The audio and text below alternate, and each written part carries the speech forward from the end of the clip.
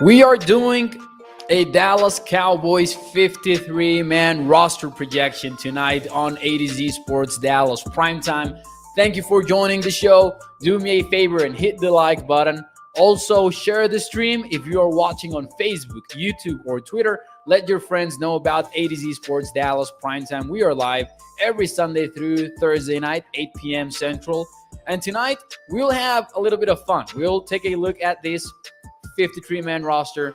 We'll break down some of the most difficult battles to define.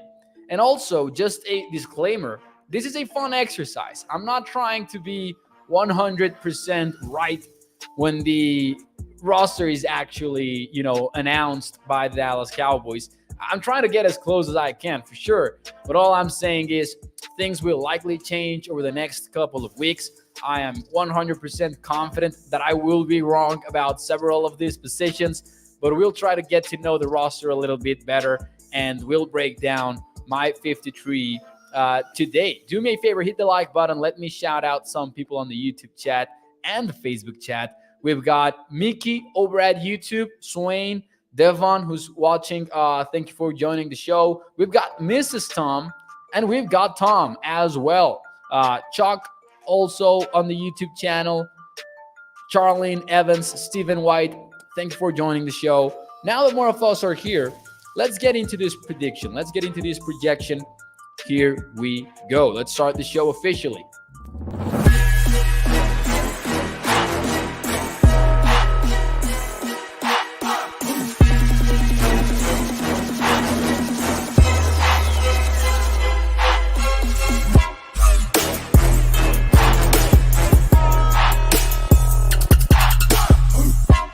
What is up, everyone, and welcome into A to Z Sports Dallas Primetime. I am your host, Mauricio Rodriguez, streaming with you live every Sunday through Thursday night here on Dallas On Demand Sports Talk Network. Primetime presented to you by our friends over at Freeman Mazda. We will talk more about them and the ride of the week in a few moments here on the show. Remember that tomorrow we've also got the Freeman Mazda Stat of the Week segment, so stay tuned for that. But tonight will be all about the 53-man roster projection. No one cool thing tonight, actually, because I wanted to get into this roster projection full on for the 30 minutes of the show, more or less. So let's try to enjoy it. I'm looking forward to seeing your comments.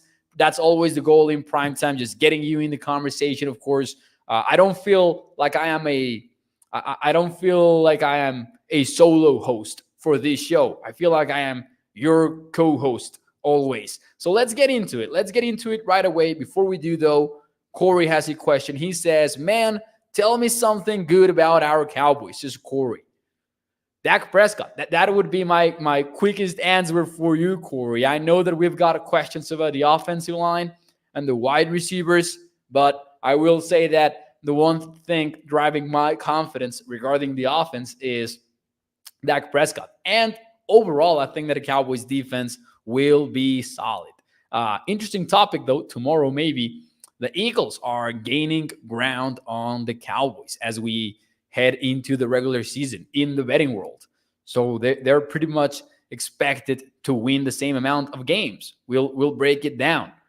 Billy Bailey says, yep, that sums it up. Anyways, let's get into this. Let's get into this roster projection, guys. The first question, and we'll take a look at the offense first, then at the defense, and of course the special teamers. But the first position that we will look at, obviously, is quarterback. So my question for me to you guys is, who will be the Cowboys backup quarterback when the season starts? Let me know, who do you think it will be? Is it going to be Cooper Rush, or will Will Grier actually take the job from Cooper Rush? Let me know your comments in the chat. Quick note on the roster projection, by the way. I put this together, and for those of you who are new to Primetime, or those of you that have already been watching Primetime, you already know this maybe, but my projection is not the initial roster. My projection is how will the roster look when we get to Sunday Night Football versus the Tampa Bay Bucks. So, for example, I didn't include Michael Gallup. I didn't include James Washington because of the possibility that they might start the season on IR or something like that after making the initial roster. So I just filtered those out and I didn't take those injuries into account.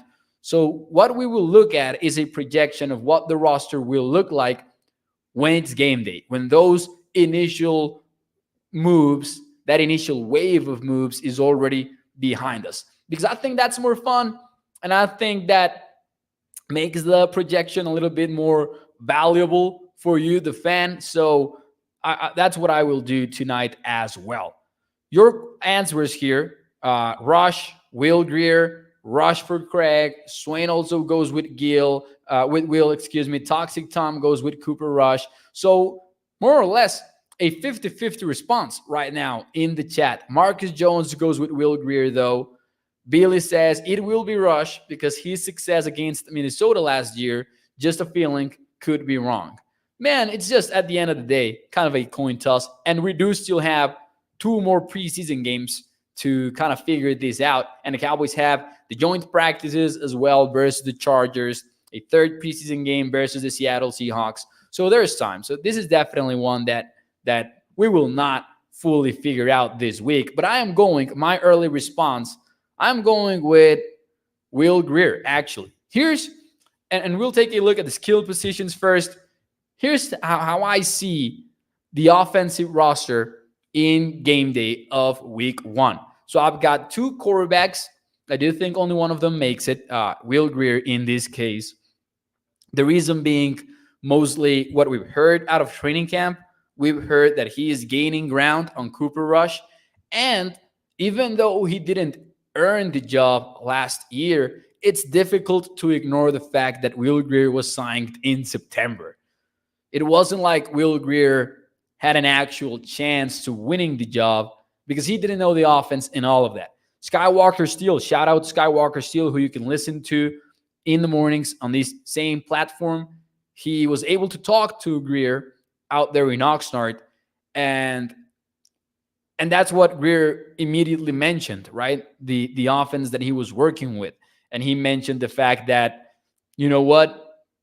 It's tough for a quarterback to actually learn these things and the entire scheme. So now he has a little bit more time to do so. It looks like he's trending towards being able to participate in the joint practices versus the Chargers. So his groin injury doesn't sound like it's all that serious, and it sounds like he will be able to, at the very least, compete. So, looking at the rest of the positions, let me know what you guys think. If you see any surprise at running back, I've got 3 men. That's Ezekiel Elliott, Tony Pollard, Rico Dowdle. That one is a tough one, maybe, because, Malik Davis had himself a preseason game, and we might have a battle for running back number 3. Ryan Null, not here, Toxic Tom. I'm sorry for that. Toxic Tom says that he will be on injured reserve. He might be if he. I believe he needs to just clear the potential practice squad poaching. Craig says that Davis will be the running back. Fehoko might be the next one to go. This is Marcus Jones.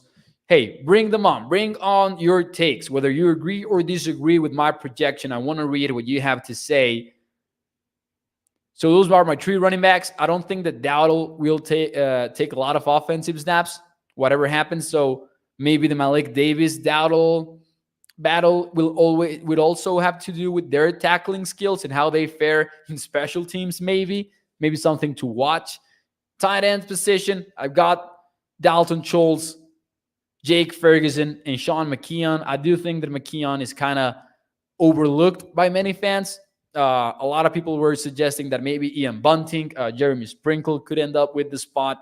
I do believe this one goes to McKeon, though. 6 wide receivers.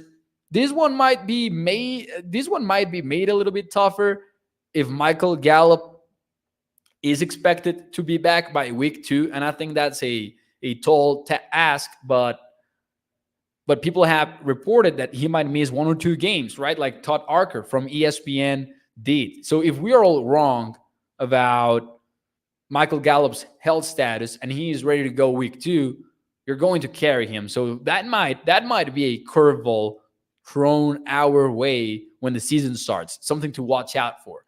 I mean, I'm pretty sure we would love that curveball. Like, I am here for it, but it would complicate matters for week 1 maybe. But at wide receiver, I've got CeeDee Lamb, I've got Jalen Tolbert, Noah Brown, Simi Fehoko beating out TJ Basher, Dennis Houston, and Kevontae Turpin. As I said previously, in previous primetime shows or previous weeks, I think that I have been very surprised about the fact that Turpin is clearly secure at this point. Like, the Cowboys coaching staff really likes Kevontae Turpin. And it sounds like they really like Dennis Houston. Dennis Houston, Turpin, and maybe even Fehoko might be in that conversation of, heading towards the door as soon as Michael Gallup returns. So just keep that in mind. Some of these players might not be in here for long. Chalk says Davis will be the third running back. Mo, you will be the field goal kicker. But that would impact my availability, though, for primetime. So I'm not sure that I want to be the Cowboys kicker at this point. Tommy says, I agree with your roster so far, Mo. That offense is not scary, says Craig. Well, the 2 guys that can make it scary, maybe even 3, but I will stick with the top duo, is definitely Dak Prescott and CeeDee Lamb. So when you look at Prescott and CeeDee, those are the guys that will be able to just turn this offense into a scary one, or maybe not scary, but just efficient one, and one that actually moves the ball. Now, we're looking at the offensive lineman next. Toxic Tom says, y'all ready to see Josh Ball's name on the offensive line group? On a similar note, here is my question from me to you guys. Will the Cowboys carry over or under 9.5 offensive linemen? Trying to get a quick recap of these offensive linemen. You've got, of course, Tyron Smith, Terrence Steele, Josh Ball, Matt Waletzko, assuming that, the injury, never mind the injury status, just think about Matt Waletzko and potentially a free agent signing, Isaac Alarcon. Then on the inside offensive line, you've got, of course, your 3 starters, Tyler Smith, Tyler Viadish, and Zach Martin, plus Farniok, McGovern, maybe even someone like, Alec Lindstrom. Let's see. Over or under 9.5 offensive linemen. Ryan Doyle says over. Shane Carter says that they will carry 10, so he goes with the over. Parsons 9.5. Swain with the over. Billy Bailey says that they will carry 8. That's actually impressive. I said it at 9.5 because I was between 9 and 10. 8 would surprise me. 8 would surprise me. Over says Gregory. Toxic Tom says LOL under because they won't bring anyone else in. Under for Craig, 9 for Tommy. So more or less 50-50 response right now in the chat. I went with the under. Went with 4 offensive tackles, and I went with 5 inside offensive linemen. And Toxic Tom called it, man. Get ready to see Josh Ball's name in there. Just for now, keep that in mind. Just for now, I have Tyron Smith, Terrence Steele, obviously, Josh Ball, and Alarcon in there. Matt Waletzko is injured, so that's what I'm thinking that he will not make it back, at least not early in the season. We'll see about later. He might make that initial roster and then get thrown into IR. But as I said, for those of you who are just joining the show now, I am making this projection based on what I think the roster will look like in game day, once the initial wave of roster moves has already happened. So I've got those 4 offensive tackles. I will say the Cowboys might end up signing somebody. I actually think that they will end up signing a offensive lineman. I know that they have conditioned us to think that they won't, but I am holding out hope that they will. So maybe the surprise here is Alarcon. I included him on my roster projection in May based mostly maybe on optimism, but I do believe he has shown something. And I do believe that as long as they don't sign somebody else, Isaac makes this team. He looked better than Aviante Collins significantly, I would say. Level of competition is and should be an asterisk. Hopefully we get to see Alarcon climb up the depth chart in the upcoming joint practices and in the upcoming game. So that would get the offense at 23. Oh, guards and center, excuse me. Martin, Smith, Biadish, Farniak, and McGovern. They're carrying those five. I think that's pretty much virtual locks for the position. I don't think the inside offensive line will provide a lot of surprises. I don't think that Lindstrom makes it into the 53. So that's how I look at things. That would put us at 23 offensive players. Let's see your comments here. They will carry more defensive linemen, in my opinion, says Miki. Oh, we're about to get to those defensive linemen, by the way. El Tino says, I don't consider Josh Ball an offensive lineman. There you go. Softball makes the cut, but not null, says Toxic Tom. Stephen White says, sorry, Mo, that's not happening. Ryan Doyle says, Isaac Alarcon, the Mexican Mauler. Lil Bias says, Stephen White. Maybe. But you know what? I'm not the only one now. And that's what I appreciate. That's what I appreciate. The fact that I am seeing, and before Alarcon would make only my roster projection pretty much, but now he's making it in other projections. I believe Bobby Belt had him in his. And man, Bobby Belt is credible. So let's just keep an eye out for Isaac being a sneaky 53-man roster member. Isaac is our Rudy now, says Stephen White. Yeah, but you see, Isaac didn't commit any penalties, any fouls out there on the playing field. Let's see. Stephen White says, my bias out and yours on Mo. I'm okay with it. Your turn, says. Nile is injured. Thank you. No room for him there. Here's his Mickey Cox. Man, they're coming at you, Toxic Tom, in the chat. So there you go. That's how I look at the offensive line. I did want to sneak Isaac in there. But listen, Isaac has been on this team for 3 years now. This is the first time that I'm including him. This is the first year I'm including him in the roster. And if you go back and listen to that May projection, the reason why I had Alarcon in there was there's not a lot of depth across the offensive line. And there's some value to Isaac being able to play inside and outside, something that maybe other players don't provide for you. And that turned out to be the case. Here we are in August, concerned about the offensive line depth, and he might end up being a winner on that front. We'll see how it goes. But now we will jump into the defensive side of things, and I have a last question for you guys. What's more likely? Because we'll talk about the defensive lineman. That's a tough one. What's more likely? Who's more likely to make the roster? Terrell Basham, Tristan Hill, or Carlos Watkins? Botch Lombardi had this tweet out there on social media in which he said, cut 2 of these 12 defensive linemen.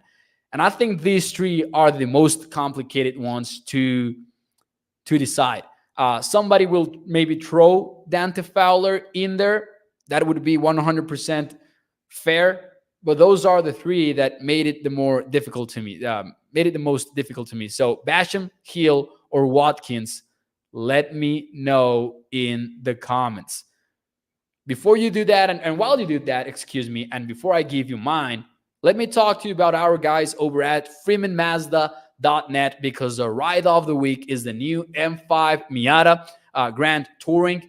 This is a supercar, man, and you got to go check it out on the FreemanMazda.net website. It's got a 2-liter Skyactiv G4 cylinder engine, lane departure warning assist. So, safety first, it takes care of you. Automatic climate control, black leather interiors. And I cannot tell you enough about those interiors. You need to go check them out on FreemanMazda.net. High-end sports car performance and a miles per gallon capacity of 26 in the city, which goes up to 30 35 in the highway. So make sure you check that out. The M5 Miata Ground Touring. That is the ride of the week. You can check it out once more on freemanmazda.net. So who's the most likely cut? Let's see. Or who is the most likely, to make the roster? Heel, says Lumen. Bash and Heel, says Swain. Marcus Jones says Heel might have a chance. Heel, Basham, Watkins says Shane Carter, ADC Sports writer. Let's see. Basham, Mickey Cox goes with Basham as well. Billy says Basham and Watkins are going at it for that spot. Oh, Badger on Watkins. Keep them all. Basham, but it's not by a large margin, says Toxic Tom. I will go with the most likely to make the team. I will go with Tristan Hill. I think that the Cowboys are way higher on Hill than the average fan is. And I think he's been backing that up for maybe more or less 2 years now. I think he's actually making plays here and there. I know that it's early. I know that we don't know much about him. But he had a solid outing in preseason game number 1. So that makes it difficult to me. And this was maybe the most difficult defensive cut that I had to decide on for this projection. I was between cutting maybe like Watkins or Terrell Basham. I considered Dante Fowler, as some of you guys proposed last night, but I couldn't do it. So I think that Basham could be the surprise kind of cut. And I say surprise because he was listed as a second teamer in the Cowboys' unofficial depth chart. Now, it is unofficial. It doesn't matter that much, but he was listed as a second teamer, and he showed up last Saturday night. So this is how I have the defensive front kind of built. We had 23 players on offense. We get 27 on defense, and this is how I look at it. Edge rushers, the Marcus Lawrence, obviously, Armstrong, Fowler, the rookie Sam Williams, and Chauncey Golston. Important note, Williams and Golston both have the ability to play on the inside a little bit. And honestly, so does the Marcus Lawrence, and so does Dorance Armstrong in pass rushing situations, right? In obvious passing downs. So that will get ready for a lot of versatility from the Cowboys defense in 2022. We already saw glimpses of it last year. I think that will only increase this season. For the defensive linemen, the inside defensive linemen, I've got Oza, Gallimore. I've got Big Bo beating John Ridgway, Tristan Hill, and Carlos Watkins. I think Ridgway can still beat out Big Bo, but I do think only one of those will make it. That is how I look at the defensive line. Let me know whether you agree, whether you don't agree. Let me know in the comments. Linebackers. I've got Parsons. I've got Banderesh. I've got Jabril Cox. Oh, yeah, I listed Barr twice instead of changing his name for Harper. My bad. 7-Eleven, shout out. Thank you for noticing that. 7-Eleven says, Mo, you have Barr listed twice. Yeah, I meant to type in Harper at the end of that list. But, you know, that's how it goes when you're so excited about a player. Maybe that was that's what happened there. So, yeah, Parsons, Banderesh, Jabril Cox, Anthony Barr, Luke Gifford, and, of course, Devin Harper, the 7th rounder. My bad for that typo in there. Let's see. Trade out Hill for Basham, and I am good with that list for sure, says Billy Bailey. You know, Billy, I think you can get a trade to get Basham in there. I think that if you do, it might not be Hill. I think Hill's job is significantly more secure than we believe it to be. Mohana will be in, says Chalk. Ridgway cut. Mo, make room for Story Jackson, please. Story Jackson and or Malik Jefferson could end up taking that 6th spot at linebacker and maybe edge out Devin Harper. But Harper hasn't looked bad either. So it's a tough decision for the Cowboys at linebacker. Teddy says, I can't believe Gifford is on this team. Probably Gifford's highest value comes on special teams. He has been among the leaders for 2 years now for the Cowboys. in special team snaps. So maybe that's why. And he's been hurt, right? Like early in his career, Gifford was out there dealing with injuries. So I will say that I don't feel like I know enough about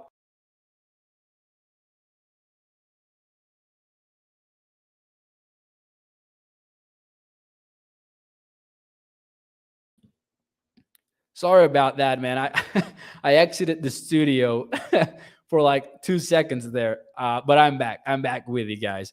Let me just check that I am using the microphone and all. Okay, yeah, we're good. All right, let's look at the defensive backfield now, so you can tell me where you agree or you disagree there as well.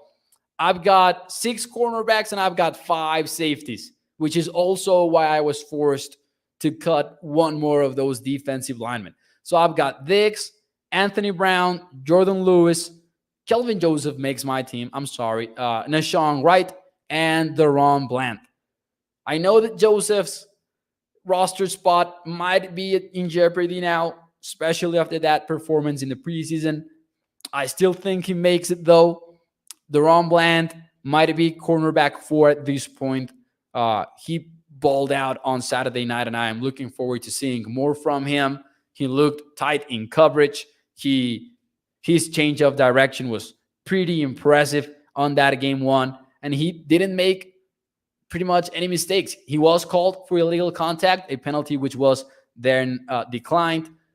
But overall, strong performance from the day 3 rookie. And then at safety, carrying 5 safeties is not that crazy. And the reason is the Cowboys will have 3 starting safeties when the season starts. And 2 of them are these hybrid kind of apex players or nickel players, whatever you want to call it, that are hybrids between linebackers and safeties, right?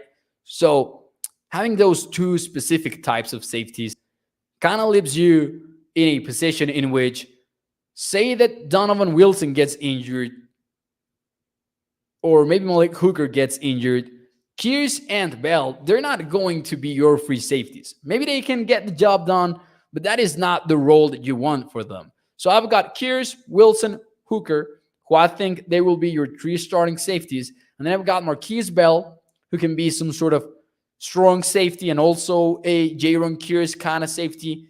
And I have Israel Mukuamu, who can play free safety and who can also be this versatile nickelback for the Cowboys. Mukuamu's on that roster bubble, though. I know that it will be tough to keep him in there, but just based on how I see this defensive backfield getting built, I do feel like they need that backup free safety type, and I think Mukuamu can be that for the Cowboys. Wouldn't be ideal, though, of course. And I have Lirim Hairulahu making the team as a special teamer, as a kicker of the team. I've got Brian Anger as a punter, of course. Jake McQuaid as a long snapper. The one decision there is at kicker. Lirim Hairulahu has been putting together better numbers than Jonathan Garibay early in camp, and then Brett Maher enters the competition. He might end up winning it. But Lirim has been trending upwards. I know he didn't make that long field goal attempt in the preseason game, but Lirim Hairulahu is my favorite to win the kicker job. Tommy says, sucks because I like Easy. Yeah, seeing Easy get cut would absolutely suck. And, we had him on primetime earlier in the offseason, and that was a very fun interview and a very fun conversation with him. So definitely rooting for him. But that's the way that I see him getting into the roster. Just the fact that Jaron Kearse and Marquise Bell are not your typical safeties, and I'm not sure that they can be your free safety in the case of an injury for Malik Hooker. Let's see. Maher is way better than Anger, says Marcus Jones. Well, Anger is going to punt. You need 2 of them. Who is McQuaid, says Marcus Jones. I've never heard of him. He is the guy that took over LP at long snapper. So that's my 53-man roster projection. I will show them on the screen real quick in case you want to check them out again. Those are the skill position players. Those are my offensive linemen, my defensive front, and of course, the defensive backfield and the special teamers. Now, ladies and gentlemen, I do need to get out of here. I have a family event that I need to attend, and that's why I started a little bit earlier than usual tonight. So do me a favor, hit the like button, share the stream. Let me know what you think about the 5th Dream Man roster on the comments at YouTube, on the comments at Facebook, at me on Twitter, at MauNFL, if you want to talk about it as well. And check out atcsports.com/Dallas. Primetime presented to you, as always, by FreemanMazda.net. Make sure you check out the ride of the week, the M5 Miata. Thank you, ladies and gentlemen. Hit the like button, and I will see you tomorrow night, 8 p.m. Central. Bye-bye.